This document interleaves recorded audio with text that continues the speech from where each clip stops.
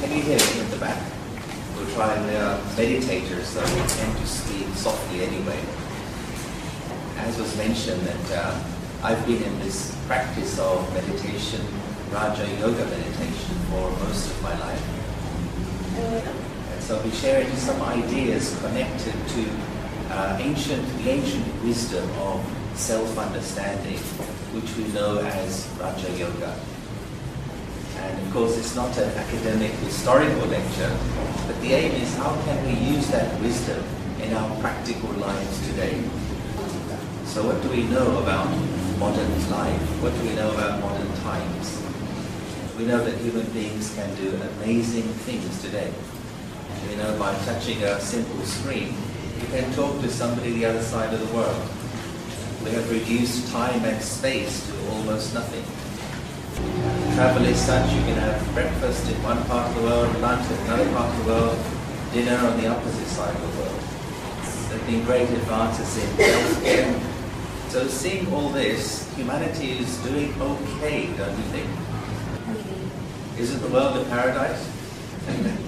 It should be, but something is missing. We also know that there are huge amounts of stress in the world. There are, as we know, there are so many refugees, displaced persons, homeless people. It's not that there isn't enough, but something is wrong in the equation of life. If we were to look at change over time, this is how it would look. So let's say this here measures change, and this is time. If you were to take change as a factor of all change in the world, how would this look? Let's say that's where we are now. Let's say this is around 2,000 years ago. So change in the world would look a bit like this. It's a period of around 100 years. So we live in quite unprecedented times. Modern times are not like any time before. There's been an explosion in population, the global population. There's been tremendous advances, huge change in technology and the way we live. Even in our time, I think we're all over 20 here. Compared to us, the current generation, change in the way people communicate, live, work with each other. There's also a huge changes in the information that we have access to. And there's lots of information, misinformation, disinformation being chucked around the world at lightning speeds. As I mentioned a bit, people travel more easily than ever before.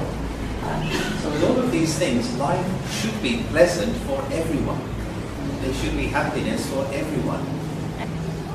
It's not the case. So what's missing?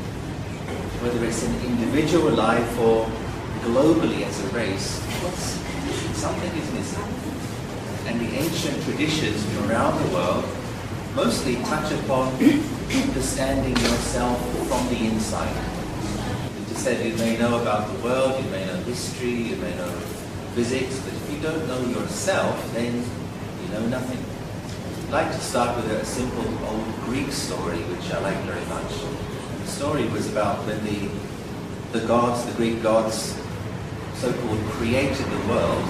They had the secret of wisdom hidden in a key. And they knew they had to hide it somewhere so that man should not find it. So they had a conference. And they decided, let's put it at the top of the highest mountain. It's so cold, even the birds don't reach there. Man will never get there.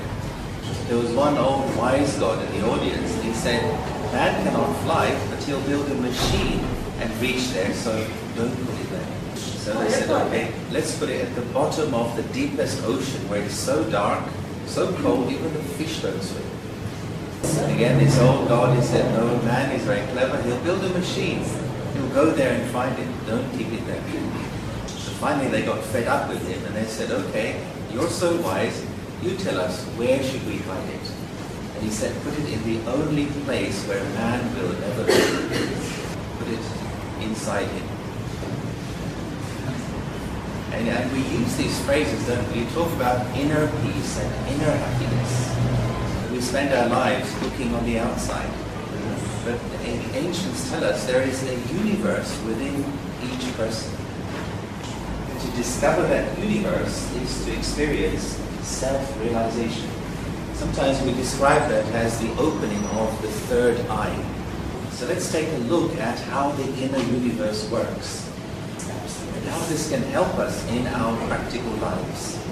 One thing is for sure, all of us face challenges. Sometimes they're small, sometimes they're big. You can't control what life gives to you. You can choose how you wish to receive it. So within this context, I find there's three categories of people. There are people who,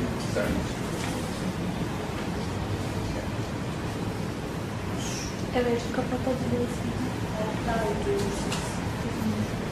I used to work in central London some years ago.